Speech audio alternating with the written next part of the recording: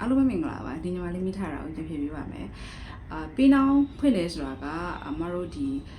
digit bank ပေါ့နော် DBS digit bank ထဲမှာရှိတာဖြစ်ပါတယ် setting ထဲမှာအဲ့တော့ကို့မှာကတ်ရှိတယ်ဒါပေမဲ့ဖုန်းထဲမှာဒီ DBS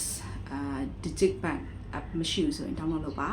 download လုပ်ပြီးတော့လို့ရှိရင်ကိုကတ်လုပ်တော့ကကိုရဲ့ user name နဲ့ phone number ကိုရိုက်ထည့်ပြီးတော့ဖွင့်ရမှာဖြစ်ပါတယ်အဲ့တော့ဒီလိုမျိုးအပြန်အောင်လေးပေါ်တယ်ဆိုရင်တော့အဆင်ပြေပါတယ်အပြန်အောင်လေးမပေါ်ဆိုတော့မရဘူးပေါ့နော်နောက်တစ်ခုကကြတော့ကိုကဒီလို password ပဲရိုက်ထည့်ပြီးတော့ရသွားပြီဆိုလို့ရှိရင်ကိုရဲ့ phone number ကို register လုပ်မှာဖြစ်ပါတယ် register မလုပ်ဘူးဆိုရင်တော့ပတ်စံတွဲလို့မရတာတွေတခြားလူကကိုယ်ကိုလဲလို့မရတာတွေနာမည်ရှာလို့မရတာတွေဖြစ်နိုင်ပါတယ်ဒီလို setting ထဲမှာပေါ့နော် transfer money ဆိုတာရှိပါတယ်အဲ့ဒီ transfer money ကိုနှိပ်လိုက်ပြီဆိုလို့ရှိရင် pay now ဆိုတာပေါ်လာပါတယ်အဲ့တော့ admin ကတော့ဖွင့်ထားကြပါပြီ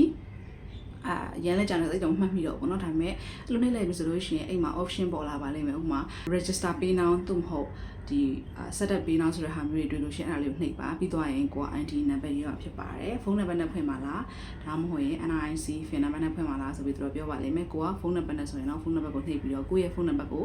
ရိုက်ထည့်ရမှာဖြစ်ပါတယ်အဲ့တော့အများစုကတော့ဖုန်းနံပါတ်နဲ့ပဲဖွင့်တယ်ပေါ့နော်ပြီးသွားပြီဆိုလို့ရှိရင်တော့ကိုယ့်ရဲ့ nick name လေးထည့်ပေးရပါမယ်ဖြူဆိုရင်ဖြူနှင်းဆိုရင်နှင်းအတူကောက်လေးပေါ့နော်ဒါဆိုရပါတယ်ပြီးသွားပြီဆိုလို့ရှိရင်ဒီ OTP ပေါ့နော်ကိုဆန်လုပ်ခိုင်းပါလိမ့်မယ်ကိုကဆန်လုပ်ပြီးတော့သူတို့ချပြီးတဲ့ကိုအိမ်မှာရိုက်ထည့်ပြီးတော့မှ confirm လုပ်အောင်ဖြစ်ပါတယ် confirm လုပ်ပြီးတော့ done ဖြစ်သွားရဆိုရင်တော့ရပြီဖြစ်ပါတယ်အကယ်၍သူတို့ကလိုအပ်ခဲ့လို့ Gmail တောင်းတယ်ဆိုရင်ကိုရဲ့ Gmail ကိုရိုက်ထည့်ရမှာဖြစ်ပါတယ်